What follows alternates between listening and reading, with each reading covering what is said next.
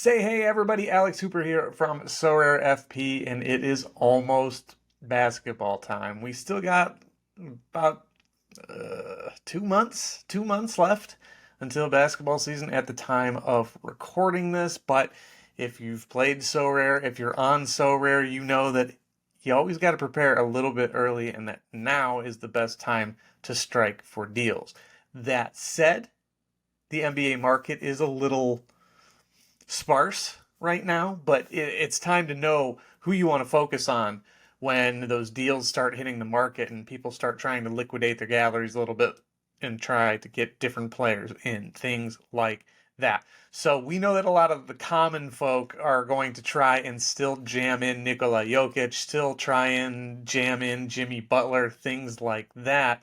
But if you're watching this video, you're smarter than that, and you know that they have bloated L10s, and that's the name of the game in Sorare NBA. So it's time to remember all of the folks that we forgot about, when they went on vacation in the spring, knowing the minutes, knowing the rotations, who's going to step up, who's going to outperform. That's the key to outperforming in Sorare NBA.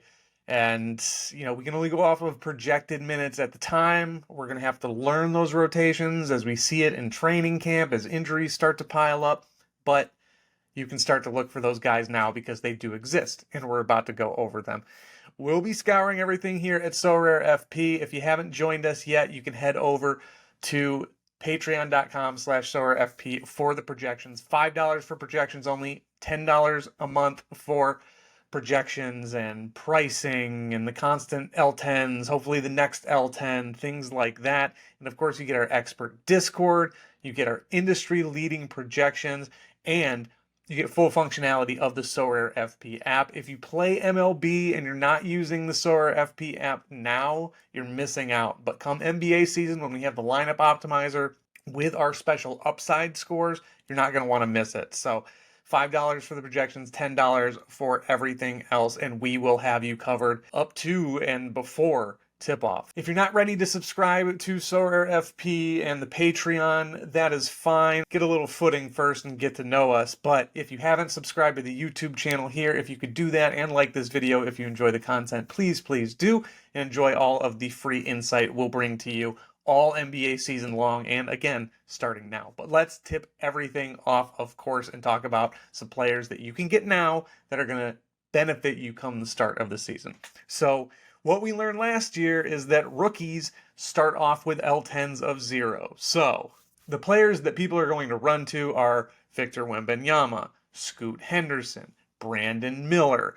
Chet Holmgren is going to come back with an L10 of 0. I think a year around the NBA team and learning offenses and things like that, Holmgren might actually be the best play to start the season on that 0. Also, Miles Bridges is expected to come back to a team. He'll probably have an L10 of 0. I don't like having guys like that on my team, if you know about Miles Bridges, but he'll help you win in the game. So I'm not going to tell you not to go get him, though. I would not. But okay, so that's the obvious part. It's those zeros. But let's talk about guys who are on the market currently. You're not going to pay a ton for these guys like you will for guys like Wemby and Holmgren when they come out. Those prices are going to be jacked up. People are going to be targeting those zeros, and rightfully so. If you want to do that to win for a couple of weeks, then sure. Wemby's going to have that 0 for 1 week, and I frankly don't think it's worth it for a week, but a lot of things change week to week. So let's get into my actual favorite picks. We're going to start with Jonathan Kuminga on a L10 of 5. He is projected to play 24 minutes a game. That's just up from 21 minutes per game last year. But, you'll see a lot of stars with bloated L10s after the playoffs, but fringe guys like Kuminga get pushed to the end of the rotation. That happened with him, and now Golden State trimming a little fat to get Chris Paul. Kuminga and Sarge are the main backups to Kevon Looney and Draymond Green. So Kuminga on that 5 has some actual built-in playing time to start the season, or so we expect. Speaking of that trimmed fat, Jordan Poole, now the man in Washington, 34 minutes per game projected. He's got an L10 of 19. He's going to step into Bradley Beal's shoes again as the man on a rebuilding Wizards team. It'll be he Kyle Kuzma and someone we'll talk about next, but Poole going to get not only more minutes, but his shot share will somehow go up. It will be at least similar to what it was coming off the bench in Golden State. He's going to get a lot of shots up, and that L10 of 19, we know what he can do, putting up 50s and 60s occasionally with his big scoring bombs. So he's going to be a guy that you want early on. He'll be sharing the backcourt with Tyus Jones in his 20 L10. Jones projecting at 32 minutes a game currently. And just when we think he's going to get his big moment again with Ja suspended, of course, Memphis decides that Marcus Smart is the better option, and they're probably right. Now Jones is going to be in Washington with Poole and Kuzma. He's going to be the main distributor, and those 32 minutes a game look a lot better than the 24 he averaged last season. He should have the ball in his hands just as much. We know he can ball. We know he can play in the point guard spot, and the distribution will be plentiful. We don't know if Washington's going to be any good, but we know that Tyus Jones is going to have the ball in his hands a lot to start the season on a pretty low L10. So, of course, Marcus Smart is out in Boston. Malcolm Brogdon is always hurt. And Derek White has been named the starting point guard to start the season. He's a monster defensively. He should get some heavy usage. He's looking at about 30 minutes per game in that starting lineup. He's on an 18 L10. An 18 L10 starting for one of the best teams in the league is always a recipe for success. You'll get that early on, but again, he'll start to trickle up with those minutes. Moving on, Seth Curry. Yes, Steph's brother, Seth Curry. 28.5 minutes projected after just 20 a game in Brooklyn last year. He's on an L10 of 8, and it's because he's moved to Dallas. It's likely Tim Hardaway starts with Luka Doncic and Kyrie Irving, but Curry figures to be the 6th or 7th man alongside. We have seen Hardaway play off the bench, though, and that could open up some room for Curry to start, or someone else they've acquired that we'll talk about in a second. But we know Luka and Kyrie need to be surrounded by shooters, allowing them to create. Curry is definitely that. That is what he does best. He is a Curry, after all. You just have to hope he capitalizes on that 8L10 early on. It'll be very dependent on how many minutes he does get out of the gate, but if he starts on an 8, look out. One of the other guys Dallas brought in, Grant Williams, on a 10.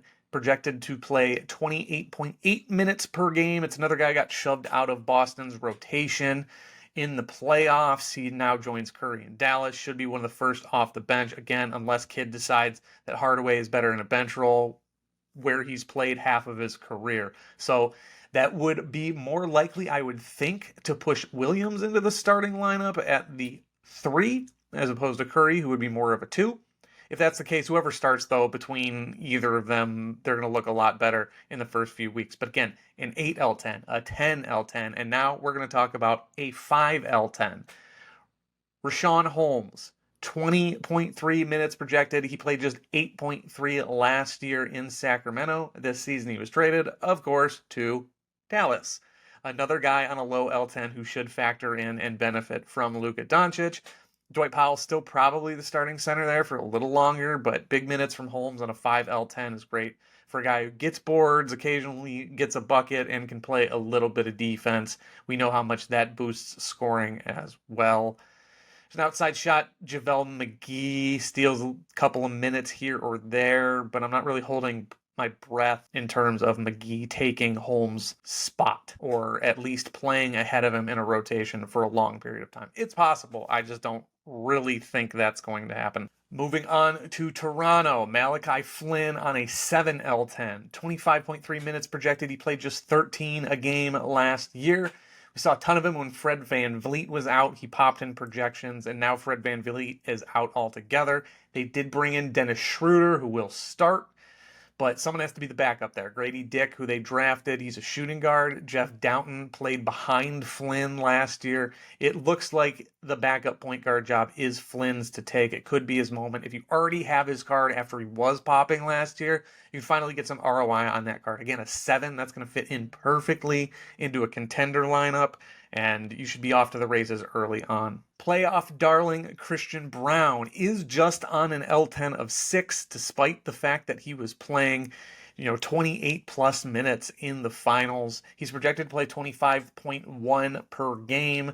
Regular season, he was looking at about 15.5. So he's trusted in Denver. He was a big piece in the finals. He doesn't do a ton, but those sorts of minutes on an L10 of 6 on such a good team, maybe you get some blowouts early on too. He would be one of the first beneficiaries of those minutes. And, the usage isn't going to be as concentrated. So Brown could be quite good early in the season. And one more backup before we get to a star. It's George Niang, the minivan, going to Cleveland. 18.7 minutes projected this season, which was about what he got in Philly last year. He's not a huge producer fantasy-wise, as you can tell from that 5. But now in Cleveland, he's really the only capable option of spelling Jared Allen or Evan Mobley in the front court. He's going to be kind of the main guy off the bench and battle Dean Wade for some minutes there. I actually expect him to get bigger minutes than the 18.7 he's projected for, especially when Allen gets forced to the bench. I think you could see some big games from Niang early in terms of, again, that 5 that you can fit pretty much into any lineup with any group of players. And he'll look a lot better with this next guy. Julius Randle, he really struggled at the end of last season in the playoffs. He was hurt. He was dealing with an injury. He was on the Playoff P podcast, or the Podcast P podcast, but he really drove down his L10 with some weak scores in the postseason, again, because of that injuries. He's expected to return from minor ankle surgery just in time for training camp, and he averaged 42 Sorare points a game last year, not to mention 11 games of 60 or more. He also had a couple of games in the 70s, so you're looking at potentially, a 40-point above L10 performance out of Julius Randle. That's the way to win rewards. We should see big stuff from him early on, assuming he's healthy. He'll have something to prove, and he's a perfect third highest L10 in your champion lineup, or the highest or even second highest in your contender lineup. I love Julius Randle to start the season. If you don't have him, you will benefit from having him later into the season as well, because he's going to be a guy who's constantly outperforming his L10 no matter what it is. So we'll pay a little more attention as the season grows closer. There's still times for some things to shift rotation-wise. Maybe a couple of transactions happen and we see some of these guys get pushed down or maybe pushed up. You can find all of that. You can have all of that, and you can hear all of that right here at Sorare FP. Again, patreon.com/SorareFP for the projections when the season rolls around. We have season-long projections that you can use now to unearth some of these value guys. Currently, it's $5 for the projections, $10 for everything else, including those rest of the season projections I just talked about, and of course, the Sorare FP app coming down the line. But if you don't want any of that yet, if you want to wait until the season tips, that is fine. Just hit subscribe to the Sorare FP YouTube channel. Like this video if you could, and you'll see plenty more NBA content as we get closer and closer to tip. I'm so excited for this season. I can't wait to talk shop with y'all all year here and over on the Sorare Data NBA show. It's going to be a great year starting right now if you can get some deals on the market. But we will talk to you a little later. Thanks for tuning in.